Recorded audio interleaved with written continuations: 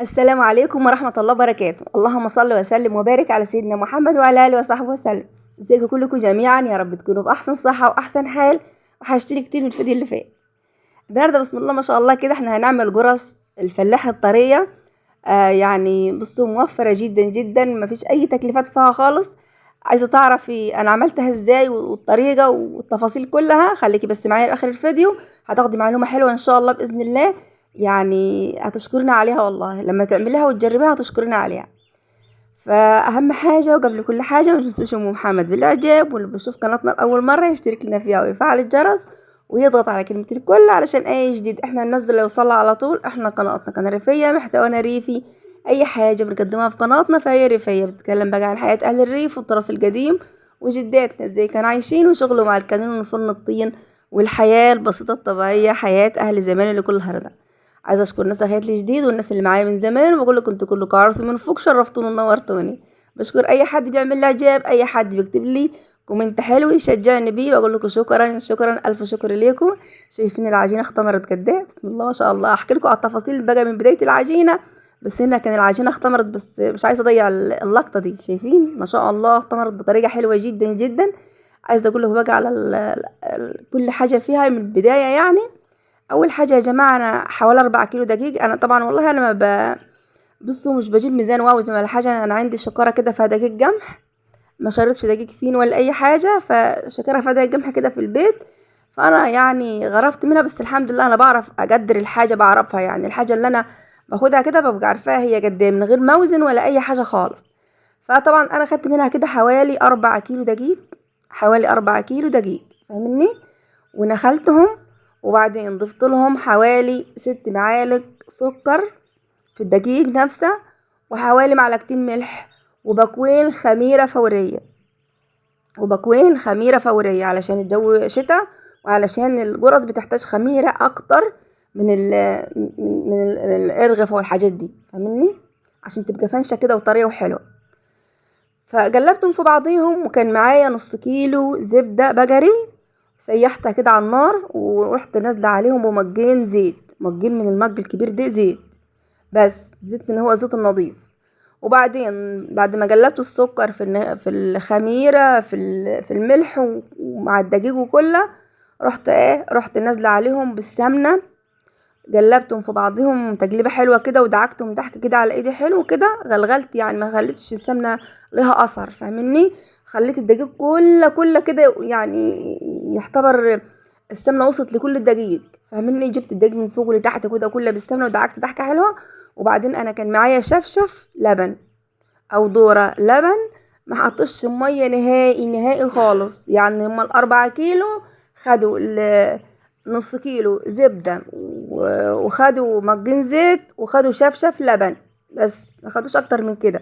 وعجنتهم بقى عجنة حلوة كده، وغطيتهم بقى اختمروا زي ما شفتوا كده المجور. هما كانوا، شفتوا لما كنت بعجنهم في الاول كان يعني في المجور، في قعر المجور كده، ما كانش مليان المجور.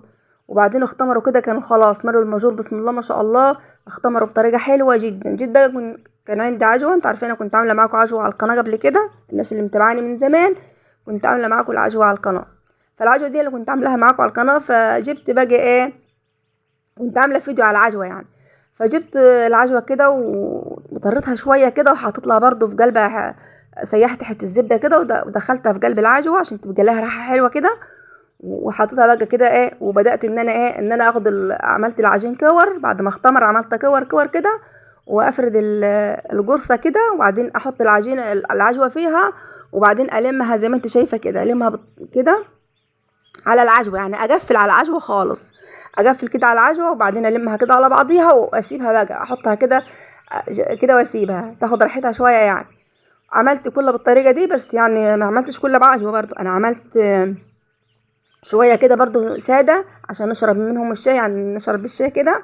وعملت شويه بعجوه، وبرضو عملت من نفس العجينه كحك. انت عارفين الكحك الفلاحي ده اللي هو بيبقى دايره دي كده، هتشوفوا برضو معايا لما اعملها في اخر الفيديو. يعني انا عملت شويه كده بعجوه، وشويه من غير عجوه، وعملت شويه كده كحك اهو. بصوا انا هنا كنت بطيب على فكره، انا كنت نقلت جنب الفرن، وبدات بقى ان انا اطيب. شايفين بسم الله ما شاء الله، انا مطلعه الجرس اهي على الصينيه، فرشه ورق على الصينيه، ومطلع الجرس، وجبت الطبليه قريبه من الفرن عشان بحيث ان انا اشتغل في العجينه الباقيه، وفي نفس الوقت التاني انا عيني على الصينيه وهي في الفرن.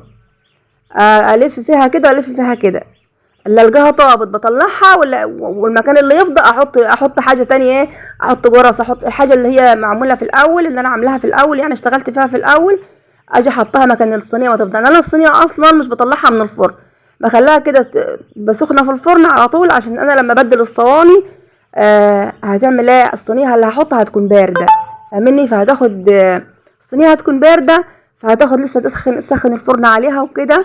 فانا لا، انا بسيب الصينيه مكانها سخنه، اطلع اللي طابت. الحاجات دي بقى انا بعملها في الجرس والكحك بس، انما لو انا هعمل حاجه تاني يعني البسكوت والحاجات دي ما ينفعش ان انا اخلص صينيه واطلع من عليها، وانتوا فاهمين يعني الموضوع اللي انا بحكي لكم عليه ده. انما بالنسبه للكحك والجرس والحاجات اللي هي ممكن تتشال وتتحط عادي خالص بكل سهوله، فانا بسيب الصينيه في الفرن، واخد من الحاجات من اول حاجه انا عملتها، الحاجه اللي ارتاحت يعني خدت راحتها، احطها بقى ايه مكان اللي فضت على طول. انا شغاله كده، اطلع اللي طاب واحط مكان اللي فضي اللي هو لسه ايه انا شغاله فيه، فاهمني؟ فانا جربت الطبليه كده جنب الفرن علشان ابقى شغاله في الحاجتين، يعني في الحالتين اطلع الجرس واحط اللي انا شغاله فيه. انتوا عارفين طبعا انا كل حاجه بعملها بايدي ومعيش حد وكده، طبعا الناس اللي متابعاني عارفه كل حاجه، ان انا معيش حد كده يساعدني ولا اي حاجه، والحمد لله يا رب، الحمد لله. فبرضو ربنا بيقوينا وبنقضي المصلحه وبتخلص المصلحه تمام، ويعني ما فيش اي حاجه طالما احنا بنعمل مصلحتنا وبحب وكده. فالمصلحه انتوا شايفين، كنت بقول لكم بصوا العجوه جواها، شايفين طريه ازاي يا جماعه؟ طريه والله، وريحتها حلوه جو، والعجوه فيها يعني ريحه بصوا ما اقولكوش.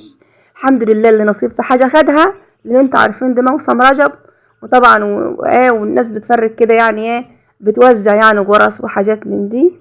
فربنا يرحم امواتنا واموات المسلمين كلهم يا رب العالمين.